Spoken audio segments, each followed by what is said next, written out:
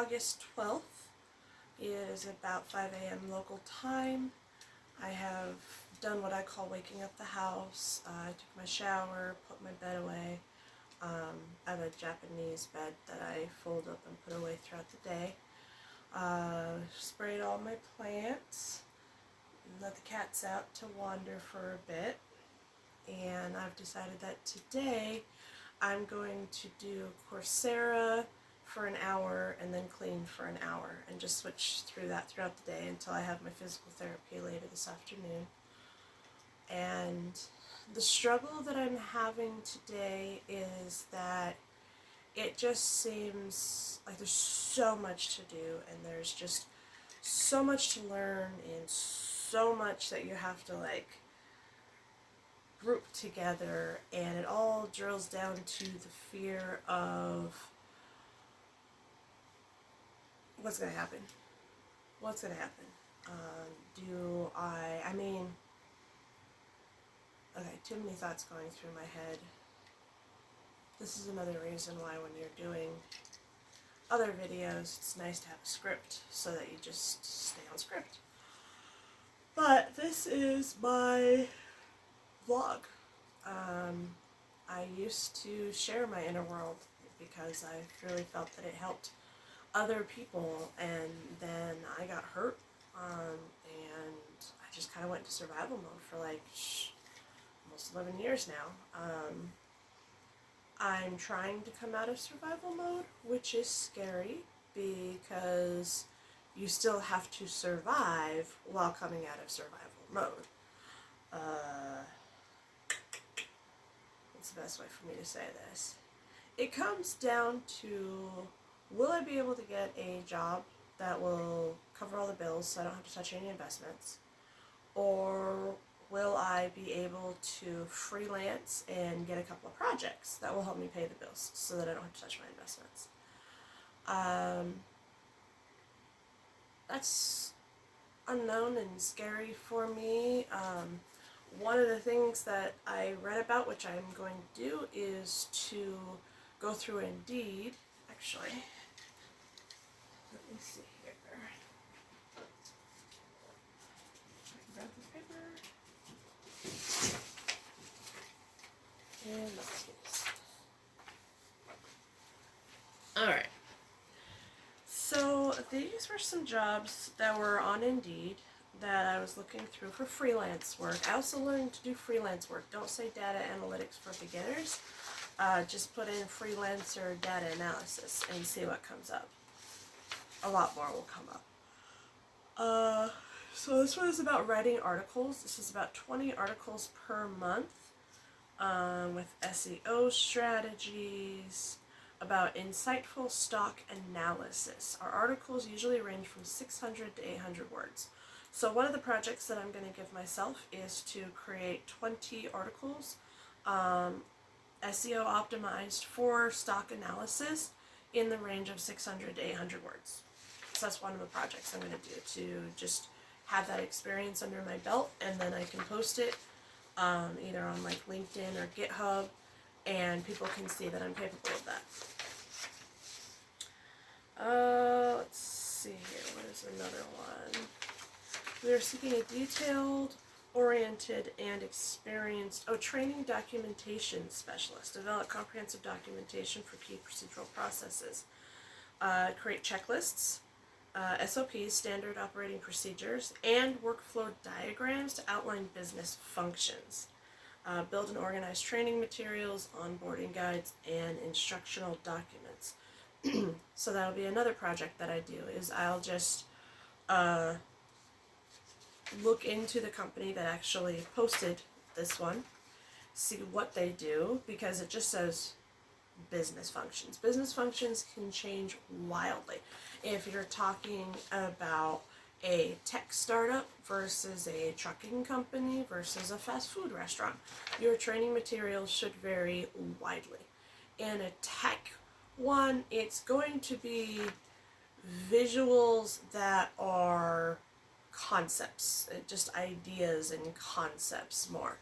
If it's trucking, it's probably going to be more real world pictures of hey, This is the turn that you take. Here's the map that you go. Here's the coordinates that you do. This is what the pump looks like. This is what, very, very specific real world. You need to know where your slack adjuster is and how to adjust it. Real world pictures. Now for fast food restaurants, you're probably going to be able to get away with more like cartoony graphics. This is the hamburger with the bun, and then you just list out the ingredients to put on the hamburger, that kind of thing. You can probably get away with that more. So depending on the business, you're going to have widely varying, which maybe that's what I should do, is just show that for different companies you're going to have different training materials. At least you should. This one is looking for a freelance image processing specialist. Tasks would be image editing. Will be provided a face and a scene image on a client platform. The task is to download these two images and use Photoshop or other image editing software to do a face swap before uploading the altered image back to the client's platform. That would be a pretty simple thing to show that I can do. Here's another one. This is develop, implement, and manage digital marketing campaigns across various channels. Conduct thorough research to identify trends, target audiences, and competitive landscape to inform marketing strategies. Optimize website content for SEO. Analyze performance metrics using tools such as Google Analytics. So I could do something like that. Create my own social media campaign, and then just show that through Google Analytics. Of course, I'm familiar with the scene.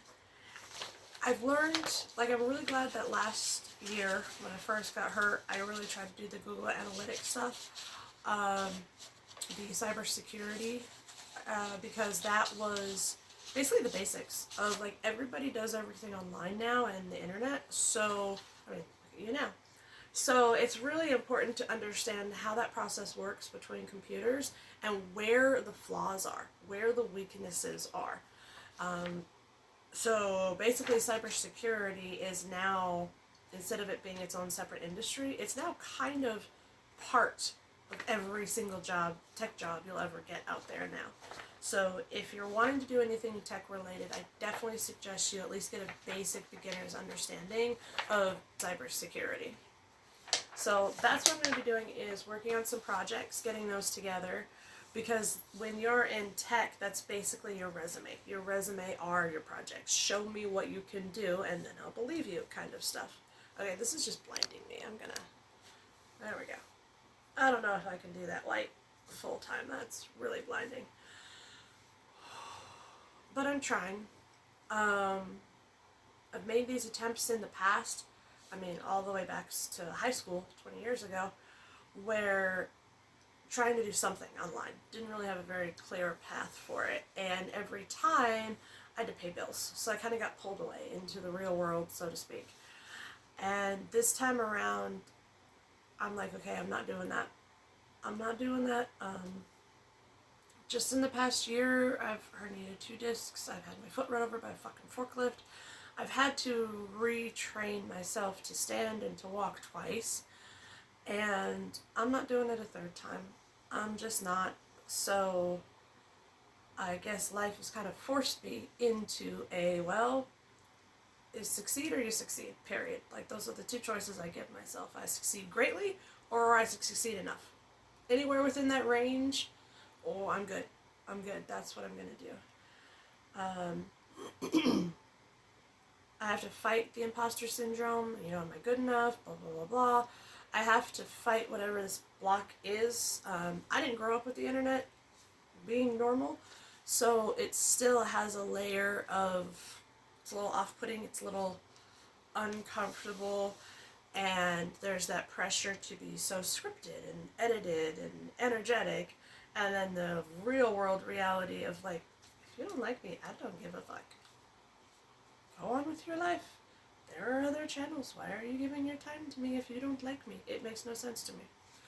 So trying to balance between all of those topsy-turvies, ups and downs, but it is coming up on 5 o'clock, so I need to now spend an hour studying and improving toward my data analytics certificate, and then I will clean, and then I'll study, and then I will clean, and then I will study, and I will go to the doctor, and then I'll come home and probably clean or study.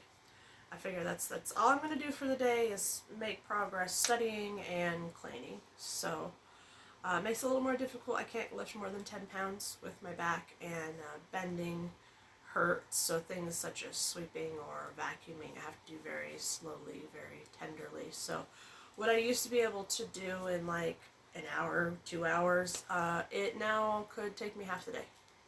So that's a real wake-up call, and I have to be I have to start living smarter and not just gung-ho punishing my body, doing whatever it takes. One thing I've learned about the workforce is that if you're willing to break your back, they're willing to let you. Period. So don't break your back. Don't. Just don't. Alright, y'all have a beautiful day, and I'm going to get to studying.